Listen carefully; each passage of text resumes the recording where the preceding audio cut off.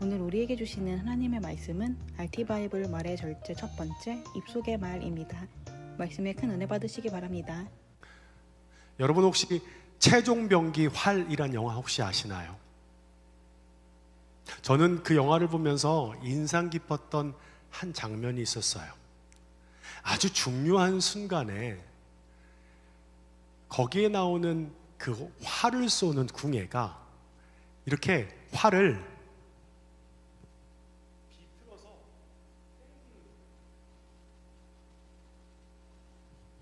네, 음향이 준비되어야 되는데 아직 준비가 안 된 것 같은데 다시 한번 켜볼까요? 아주 중요한 순간에 활 쏘는 들리시죠? 활 시위를 이렇게 틀어서 땡기는 거예요. 다시 한번 소리 한번 줄까요?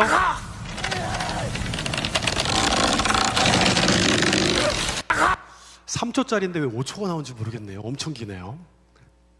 근데 저는 말이 이 활 속에 있는 활이란 마음이 들어요. 자, 그러면 칼도 있고 다른 무기도 있는데 왜 꼭 입속에 있는 말이 활 같을까요? 여러분 생각해 보세요. 사람들과의 관계 안에 감정이 상하고 마음이 힘들면 뭔가 우리 안에 칼이나 다른 무기는 그걸 빼다가 마음이 이렇게 사그러지면 멈추면 다시 집어넣을 수 있잖아요. 근데 활은 보세요. 활실을 잡고 그 분노의 화살을 훅 쏘는 거예요. 그러면 휙 날아가고 있는 상황에서 내가 실수한 것 같아. 이 감정은 아니야. 멈춰야지. 그러면 그 쏘여진 활은 다시 돌아올까요? 아니에요. 내 의지와 상관없이 그 활은 그 순간의 분노를 안고 상대방에게 가는 거예요. 마찬가지예요. 우리의 말도 똑같습니다. 한번 말을 뱉으면 그것으로 끝이에요.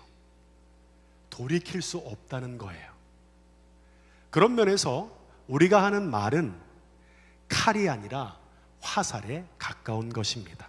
에베소서 4장 29절 우리 함께 읽어볼까요? 4장 29절입니다. 시작.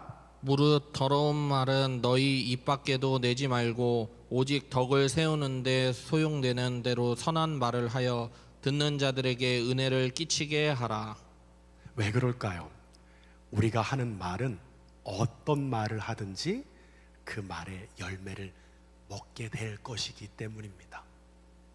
제가 청년 때 친한 친구가 있었어요. 그러면 이 친구와 함께 만나서 대화를 하면 처음부터 끝까지 다 비판이었어요.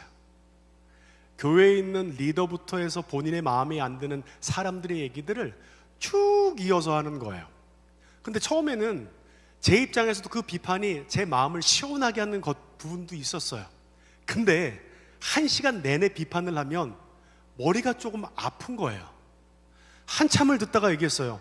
야, 그래도 우리가 예수님 믿는 사람인데 너무 처음부터 끝까지 다 비판하면 좀 그런 거 아니냐? 라고 그 친한 친구한테 그렇게 얘기하고 나니까 이 친구가 엄청 서운한 거예요. 야, 그러면 나는 네 앞에서 비판도 못하냐? 라고 얘기를 했습니다. 여기서 여러분의 의견을 한번 듣고 싶어요. 자, 여러분이 생각하는 거 한번 들어주시면 돼요. 우리에게 비판은 필요할까요? 아니면 비판을 하지 말아야 할까요? 비판이 필요하다고 생각하는 손 한번 들어볼까요? 오, 좋아요. 그래, 아무리 비판할 게 있어도 비판하면 안 돼. 오늘 말씀 1절 보면 비판하지 말라고 했잖아. 비판하지 말아야 된다. 비판하지 말아야 된다고 얘기하는 사람은 아무도 없습니다. 있어요. 몇 명 있어요. 대부분의 손들지 않은 사람은 뭐예요? 그냥 손절인가요? 나랑 안 맞아. 더 이상 얘기할 필요 없어. 여기서 손절. 근데 중요한 건 밖에서는 안 보면 되는데 교회에는 계속 우리가 무언가를 섬기고 함께할 일들이 조율하고 함께 연합해야 할 일들이 생기면 손절할 수가 없다는 거예요. 뭘까요? 함께 있다 보면, 함께 연합하다 보면, 함께 그리스도의 한 몸 된 공동체를 세워가다 보면 우리 안에 의견이 다름이 있고요, 서로의 다른 판단이 있기 마련이에요. 그러면 그 상황에서 다수의 의견처럼 비판을 해야 할까요? 아니면 몇몇의 소수의 의견처럼 목사님 비판하면 안 돼요, 우리가 다 은혜 받으려고 하는 거지 서로를 그렇게 비판하는 건 좋은 게 아닌 것 같아요. 그 해답을 성경에서 찾아봅시다. 우리 1절 함께 읽어볼까요? 비판을 받지 아니하려거든 비판하지 말라. 음양이 또 나오려고 하네요. 음양은 여기 끝입니다. 비판을 받지 않으려면 비판하지 말래요. 무엇을 뜻할까요? 이것은 판단을 중지하라라는 의미가 아니에요. 바른 판단을 하라는 의미예요. 로마서 12장 1절을 보면 너희는 이 세대를 본받지 말고 오직 마음을 새롭게 함으로 변화를 받아 하나님의 선하시고 기뻐하시고 온전하신 뜻이 무엇인지 분별하도록 하라.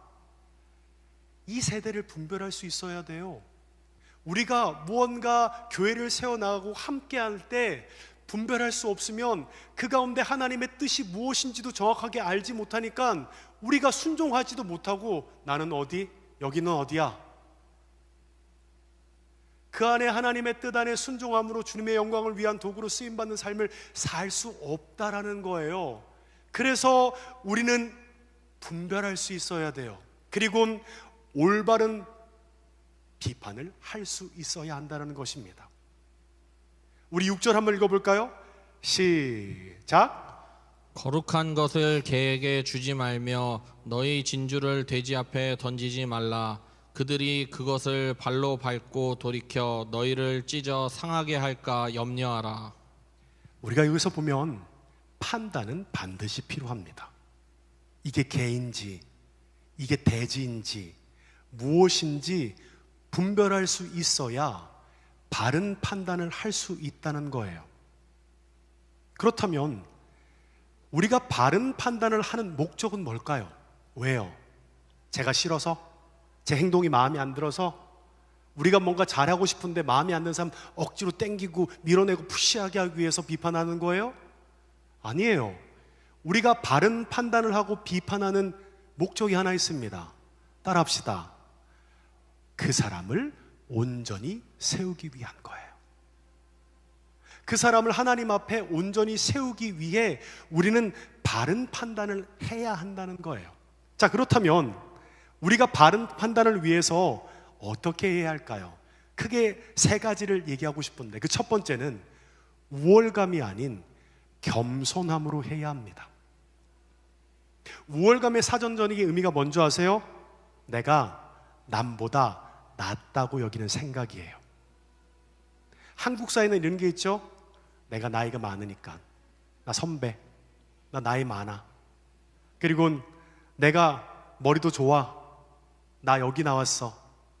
나 어디 다녀? 내 차 뭐야? 내가 더 부유하고 능력 있으니 내가 더 잘났다는 태도를 말하고 있다는 겁니다. 바리새인들이 그와 같은 태도로 비판했어요. 여러분, 그런데 우월하다는 말은 교만하다는 의미의 모습입니다. 보통 비판을 좋아하는 사람들의 특징은 다른 사람의 약점을 발견하면 표현하지 않지만 속으로 쾌재를 부릅니다. 아, 제가 저 단점이 있네. 오, 알고 보니까 쟤도 저런 실수를 하고 저런 단점이나 부족한 틈이 있구나. 그러면 생각해요. 나중에 이 사람의 결점을 이야기해서 잘 고치고 온전히 가도록 노력해야지 라고 생각할까요? 아니에요. 우월한 사람은 자기의 의의가 드러내야 돼요. 좀 더 과장되게 얘기하면 그래, 상황을 봐서 이 사람이 사람들 앞에 민망하게 만들어야지, 사람들 앞에 자기의 부족함이 드러나서 뭔가 그 부족함 때문에 정확하게 그 부족함이 뭔 줄 알 수 있도록 드러내야지 하는 생각들을 가지고 있어요. 망신 주고 민망하게 만들고 나는 그 잘못된 결점과 그 잘못된 모습을 고치면 교회가 온전해지니까. 생각해 보세요. 그러한 비판으로 교회가 온전해질까요? 하나 될까요? 아니에요. 오히려 그렇게 돼버리면 관계는 깨어지고요, 공동체 안에서 서로의 불편한 여지가 있다면 그 다음 우리의 그 관계가 계속 지속되고 돈독해지면 그 비판은 온전한 거지만, 만약 그와 같은 비판의 시간이 지나고 나서 서로의 분위기가 싸해지고 어색해지면 그것은 그 사람을 위한 비판이 아닐 수 있다는 것을 얘기하고 있다는 것입니다. 그런데 그런 사람은 참 신기하죠? 본인은 그렇게 다른 사람들을 비판하고 지적하고 얘기하는데 다른 사람이 자신에게 그러한 얘기를 하잖아요. 그러면 자신의 마음은 우월하잖아요. 교만해요. 그러면 지까짓 게 뭔데 지적질이야? 네가 뭘 알아서? 내가 이렇게 한 동기를 네가 알아? 함부로 얘기하지 마. 그런데 겉으로는 아주 포멀합니다. 아 그래? 오케이 알았어. 그런데 속으로는 어떻게 하죠? 무시해버린 거예요. 왜 그렇죠? 내가 더 이 사람보다 우월하다고 생각하기 때문입니다. 우리 3절부터 5절까지 함께 읽어볼까요? 시작. 어찌하여 형제의 눈 속에 있는 티는 보고 내 눈 속에 있는 들보는 깨닫지 못하느냐? 보라, 내 눈 속에 들보가 있는데 어찌하여 형제에게 말하기를 나로 내 눈 속에 있는 티를 빼게 하라 하겠느냐? 외식하는 자여 먼저 내 눈 속에서 들보를 빼내라. 그 후에야 밝히 보고 형제의 눈 속에서 티를 빼리라. 눈은 영혼을 빗댄 표현입니다.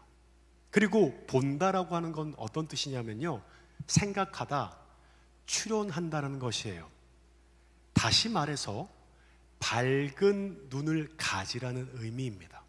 즉 순수한 생각과 마음을 가지고 바라보아야 한다는 거예요. 여러분, 오늘 이 3절부터 5절까지의 내용을 한번 곰곰이 묵상해 보세요. 참 우스꽝스럽지 않나요? 자기 눈에 대들보가 있는데 저기 옆에 있는 사람한테 눈에 티가 있어요. 그런데 이렇게 얘기해요. 네 눈 속에 티가 있잖아. 그 티를 빼야지. 너무나 웃긴 얘기 아닌가요? 뭐라고 대답할까요? 야, 너나 잘해. 네 눈에 있는 들보나 빼고 얘기해. 어찌 보면 이것이 우리의 모습이란 것입니다. 그렇다면 자신의 들보를 돌보지 않고 다른 사람의 티를 빼려고 하는 모습을 가진 성경의 인물하면 저는 다윗이 떠오릅니다. 사무엘하 12장 4절입니다. 함께 읽어볼까요? 시작. 어떤 행인이 그 부자에게 오매 부자가 자기에게 온 행인을 위하여 자기의 양과 소를 아껴 잡지 아니하고 가난한 사람의 양 새끼를 빼앗아다가 자기에게 온 사람을 위하여 잡았나이다 하니. 한 사람이 왔어요, 다윗에게. 그 사람은 나단이에요. 나단이 어떤 얘기를 하는 거예요. 어떤 부유한 집에 사람이 있었어요. 그 부자는 모든 것이 넉넉했어요. 근데 한 사람은 어린 양 하나, 양 한 마리를 가지고 있는데 어떤 사람을 대접할 때 자기의 가지고 있는 모든 소유가 아니라 그 양에 있는 양 새끼를 데리고 그를 대접했다라고 얘기하고 있는 거예요. 그 얘기를 듣자마자 다윗은 경노합니다. 5절을 보면 나단에게 이르되 여호와의 살아계심을 두고 맹세하느니 이 일을 행한 그 사람은 마땅히 죽을지라. 그러자 나단이 이렇게 말합니다. 그게 바로 당신이야. 다윗은 자신의 눈에 있는 들보는 보지 못하고 남의 눈에 틀을 보고 경노합니다. 그런 나쁜 놈이 어딨어? 당장 죽여! 라고 얘기합니다. 그런데 자신을 보세요. 다른 남자의 여인을 간음하고요, 그리고 나서 그 여인의 남편을 전장터에서 의도적으로 죽입니다. 자신의 들보에 대해서는 전혀 생각하지 않고 다른 이들만 비판하고 있다라는 거예요. 우월한 마음을 가지고 자기 의를 가진 사람은 자기의 잘잘못이나 자기네 부족한 부분들은 어찌 보면 사람들이 모르니까 스스로 아닌 척 그른 척해요. 그러니까 겉에 보이는 자신의 뭔가 바른 모습, 바른 태도와 바른 행동이 있으니까 그래, 난 잘하고 있지. 다윗도 그랬을 거예요. 1년이 지났어요. 속으로는 다 잊었을 거예요. 그때는 잘못했고 몇 번 회개했지만 아이, 설마 누가 알겠어? 아무도 모르는 내 마음속에 이 얘기를 누가 알겠어? 근데 나다는 얘기예요. 그게 바로 당신이잖아. 많은 사람들이 그렇습니다. 우월한 마음, 자기의가 강한 사람은 자신의 들보에 대해서 생각하지 않고 다른 이들의 티만 비판하고 있다는 것입니다. 우리가 그렇다는 거예요. 그렇기에 우리 안에 누군가를 판단할 때 어떤 태도를 가지고 비판하는지를 보아야 합니다. 우월함을 가지고 비판하고 있나? 그래, 나도 부족한 게 있지. 그래, 저 사람이 좀 부족한 게 있는 부분들을 그리스도 안에 온전하게 세우기 위해서 어떻게 해야 할까? 라는 생각들을 하게 될 때 조금 그 사람을 위하는 노력이 우리 가운데 수반되어지겠죠. 모든 사람들이 보고 얘기하면 민망할 수 있으니까 그 사람이 들을 수 있는 상황 안에서 얘기하게 될 것이고요. 그리고 그 사람이 뭔가 조금 들을 수 있는 마음의 여유가 있는 상황과 여건을 만들어 놓고 세심하고 조심스럽게 그 사람에게 얘기하는 것이 필요하다는 것을 얘기하고 있다는 것입니다. 그렇다면 우리는 왜 판단할까요? 계속 생각하고 있어야 돼요. 판단한 이유는 단 하나입니다. 그 사람을 온전히 세우기 위한 것이에요. 그 사람을 위한 마음. 그런데 그 사람을 위하는 마음보다 정죄하고 판단하고픈 마음이 많으면 오히려 역효과를 나게 됩니다.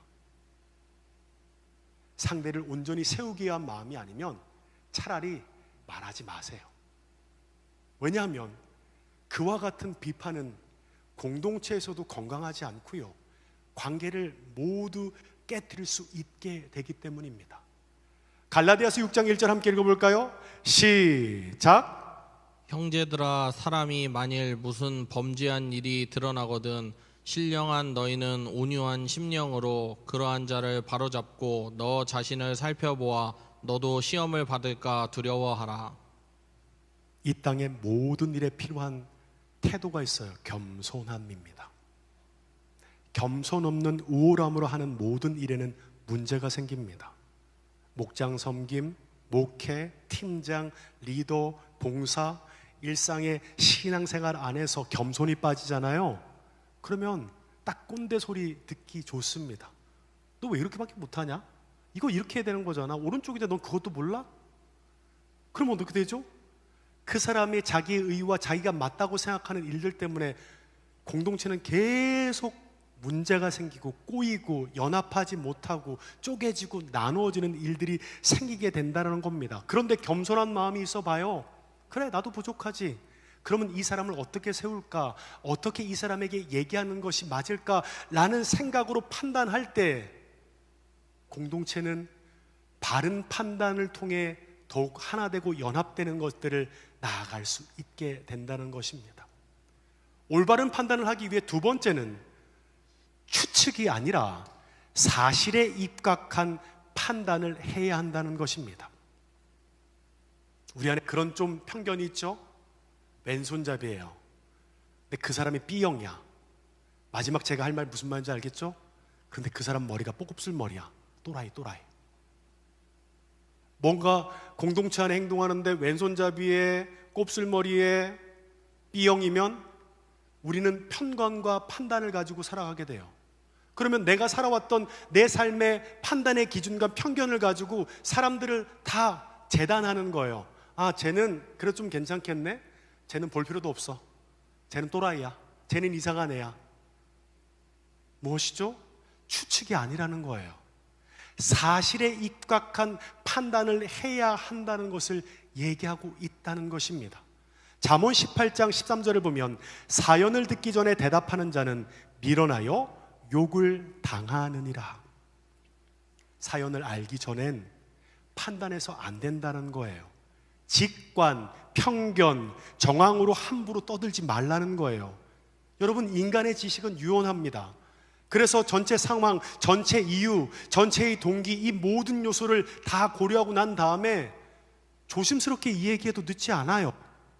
그러니까 함부로 자기 직감과 편견을 가지고 떠들지 말라는 거예요. 특별히 남들 앞에 노출되어지는 지도자와 같은 경우도 있지요. 그런 사람들에 대해서 판단할 때는 더 조심해야 합니다. 디모데전서 5장 19절입니다. 함께 읽어볼까요? 시작. 장로에 대한 고발은 두세 증인이 없으면 받지 말 것이요. 여러분, 여기서 얘기하고 있는 장로는 교회의 영적 지도자를 얘기합니다. 아시죠? 목사일 수 있고요, 장로일 수도 있어요. 그리고 뭔가 역할을 맡은 청년부 회장, 임원 역할을 맡을 사람들이 있습니다. 그런데 오늘 성경은 이렇게 나와 있어요. 두세 증인이 없으면 받지 말 것이요. 뜬 소문, 정황을 가지고 반응하지 말아야 한다는 것을 얘기하고 있다는 것입니다. 잘 모르는데 소문내고 사람들 앞에서 말하는 것, 나중엔 억울함을 당할 일을 한다는 것입니다. 근데 그 마음속에 어떤 태도가 있을까요? 우월함. 나 잘 알아. 나 떡 보면 나와. 아, 저래서 저러구나. 자기 안의 그 우월한 태도를 통해 모든 사람들을 판단하고 비판하는 거예요.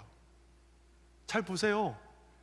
그렇게 했을 때 교회가 더 하나 되고 연합돼서 주의 영광을 위해 나아가는 일들이 된다면 좋은 거지만, 그러한 비판과 판단을 통해 오히려 공동체가 깨어진다면 분명 그 사람 안에는 교만한 마음과 우월한 마음이 있다는 거예요. 정황과 추측을 가지고 함부로 재단하고 그와 같은 일들을 상대방에게 권면할 때 충분히 세심하게 파악하고 상황들에 대한 추측이 아닌 사실을 가지고 얘기하지 않는다면 결국 그 일들을 통해 자신에게 더 큰 해가 올 수 있다는 것을 얘기하고 있다는 겁니다. 그런데 그와 같은 우월함과 추측과 정황에 대한 것들이 딱 맞아 떨어지잖아요. 그러면 그 사람들은 마지막에 이와 같은 생각들을 하게 됩니다. 아, 내가 딱 보면 알아. 나는 정확하게 딱 꿰고 아는 사람이기 때문에 나는 심판자다. 나는 여기에서 얘기했을 때 정확하게 판단할 수 있는 정의와 공의를 가진 사람이야. 마지막 세 번째는 따라합시다. 나는 심판자가 아닙니다.